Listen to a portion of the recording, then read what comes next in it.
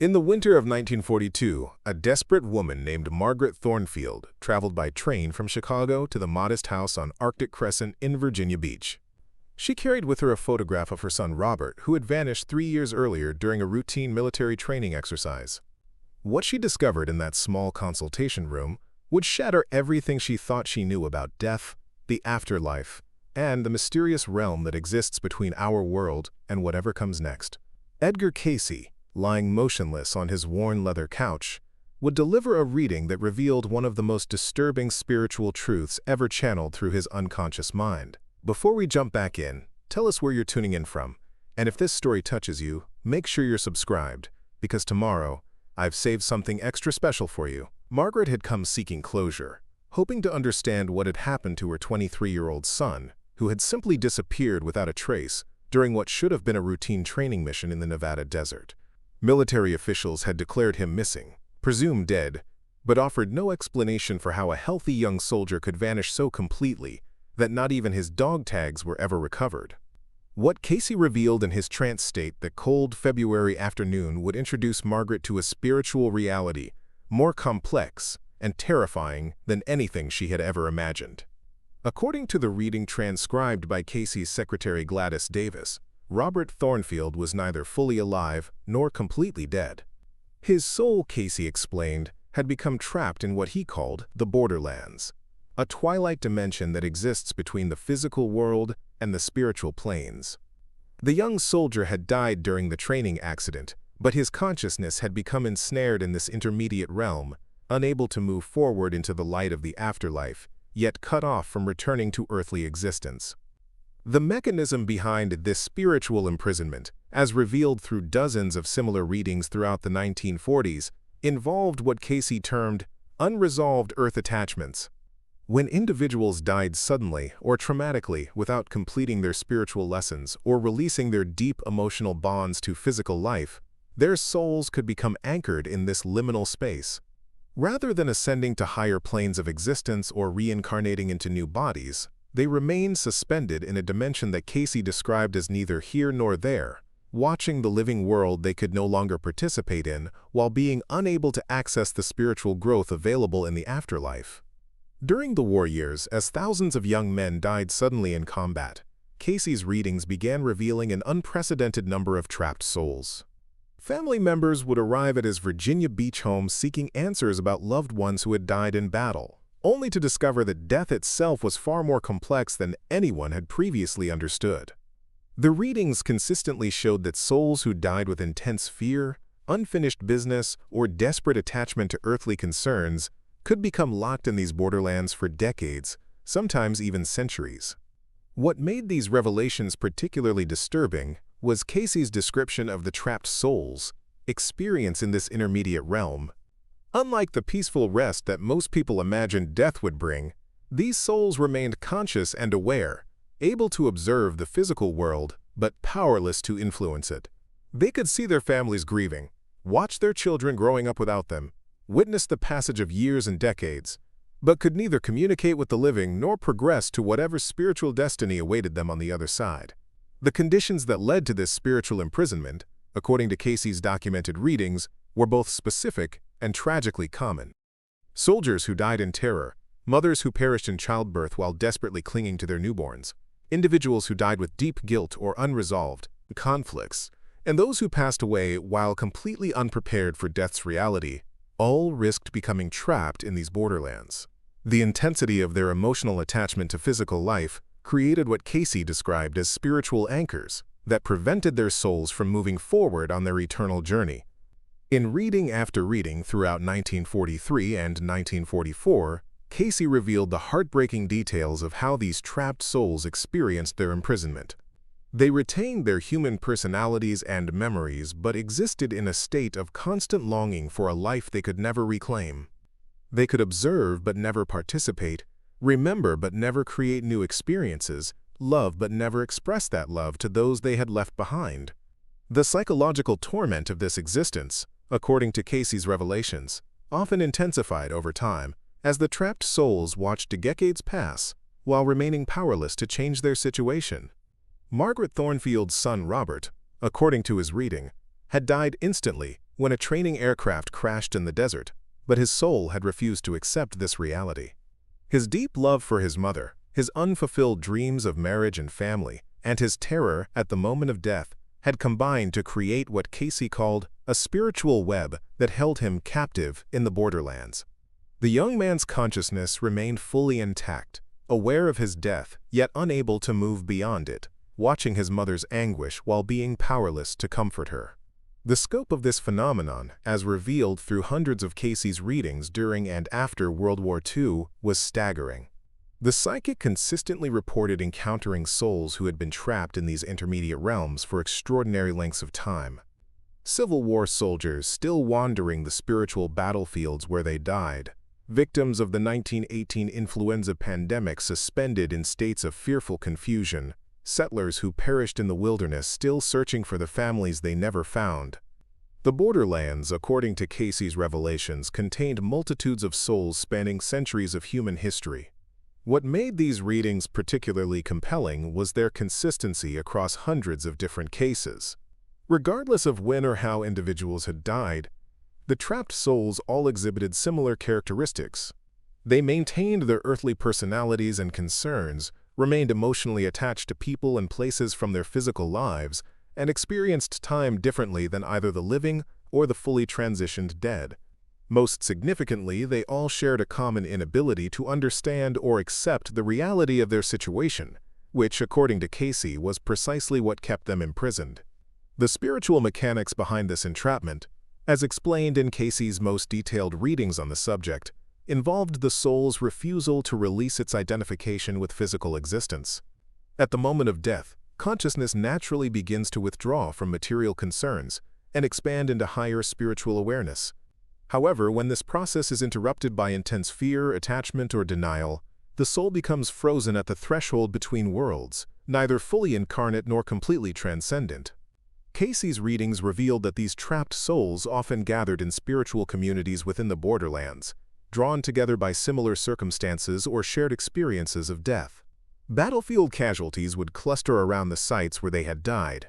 Accident victims would remain near the locations of their demise, and those who died during historical catastrophes would form groups bound by their common trauma. These spiritual gatherings provided some comfort to the isolated souls, but also reinforced their attachment to earthly events, making it even more difficult for them to progress beyond their imprisoned state. The impact on the living world, according to Cayce's revelations, was more significant than most people realized.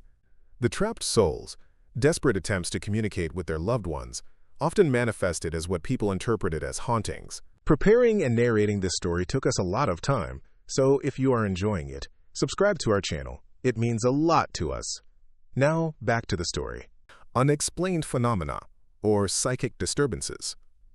Families would experience strange dreams, hear familiar voices calling their names, or sense the presence of deceased relatives who, unknown to them, remained trapped in the borderlands rather than having moved on to peaceful rest. During his most profound readings on this subject in 1945, Cayce explained that the increasing number of trapped souls was creating what he called spiritual congestion in the borderlands. The accumulation of consciousness trapped between worlds was affecting the natural flow of souls between physical incarnation and spiritual progression, potentially impacting the entire cosmic order of existence. This revelation added urgency to understanding how these souls could be freed from their imprisonment.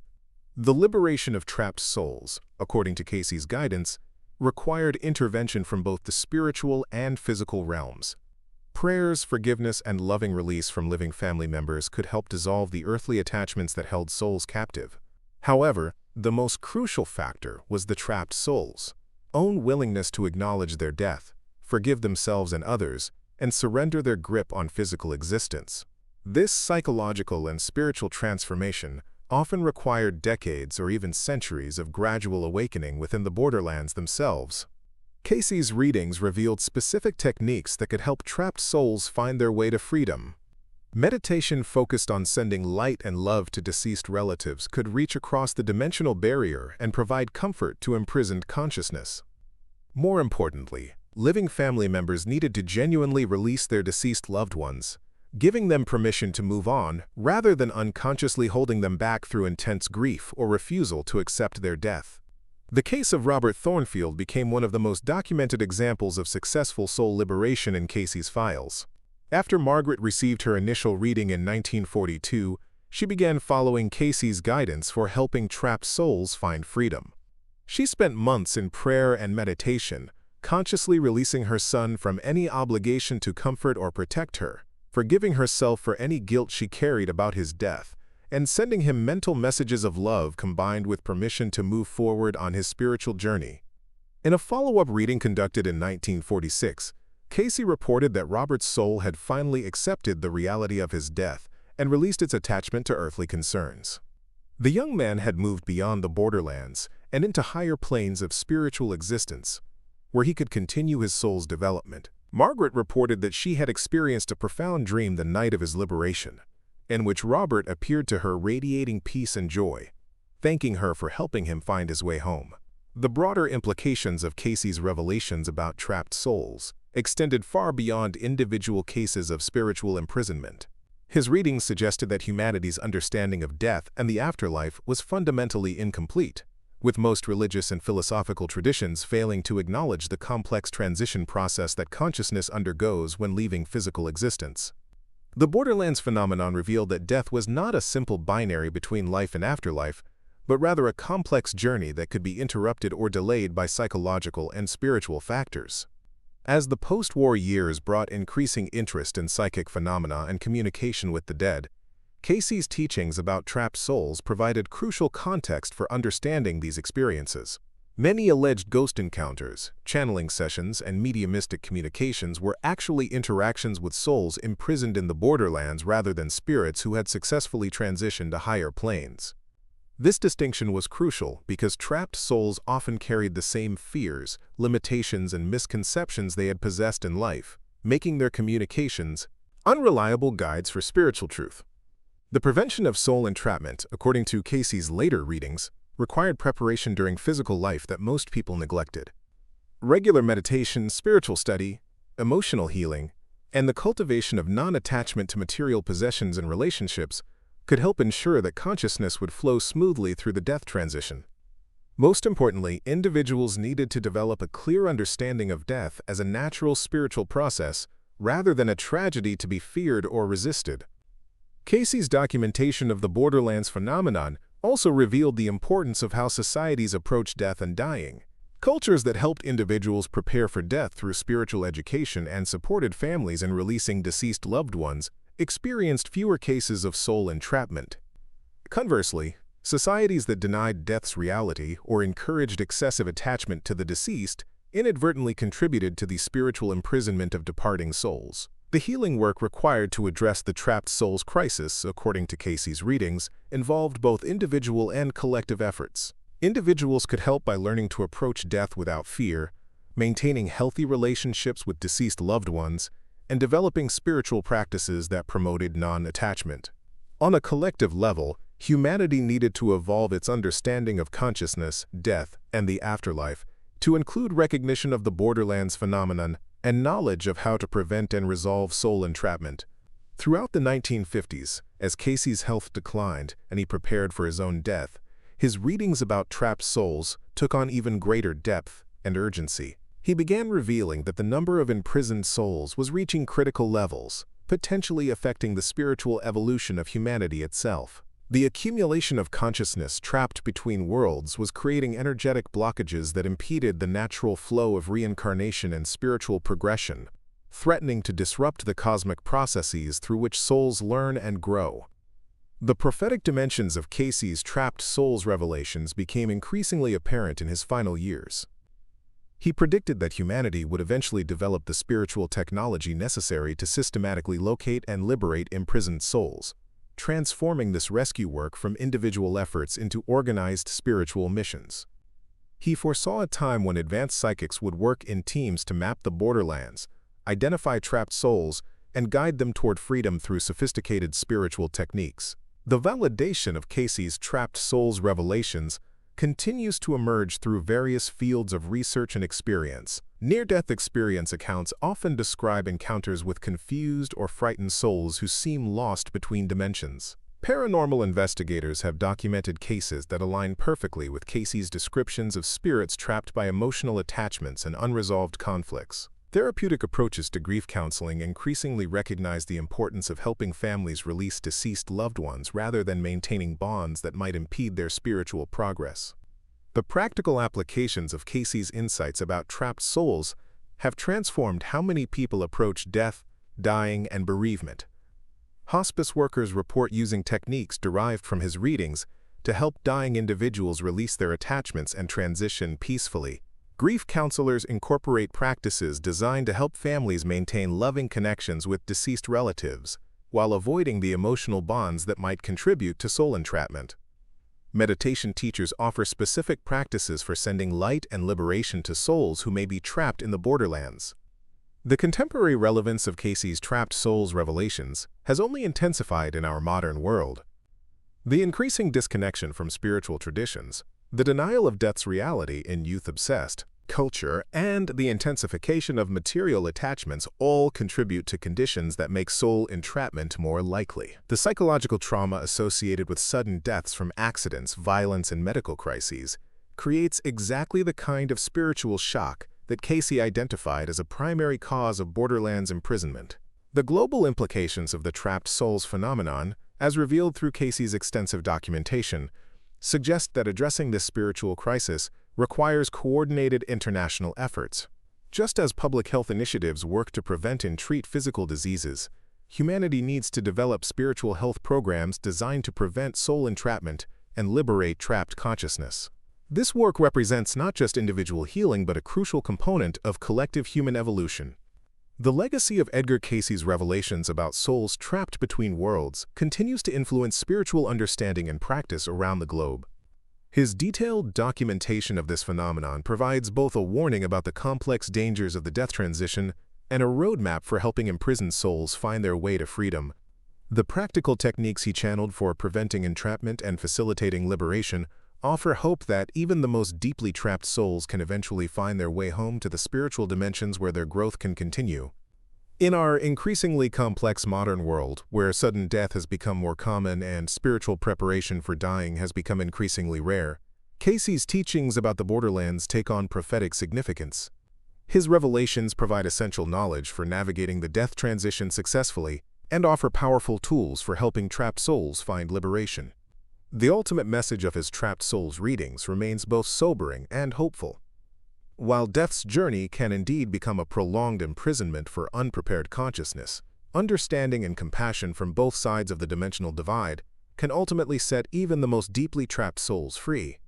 The spiritual imperative revealed through Edgar Cayce's extraordinary documentation of trapped souls calls humanity to a deeper understanding of consciousness, death, and our responsibility to help all souls complete their eternal journey. In recognizing and addressing the borderlands phenomenon, we participate in one of the most profound healing works possible, the liberation of consciousness itself from the prisons of fear, attachment, and spiritual ignorance that can trap souls for decades or even centuries between the worlds of matter and spirit. Up next, you've got two more standout stories right on your screen. If this one hit the mark, you won't want to pass these up. Just click and check them out.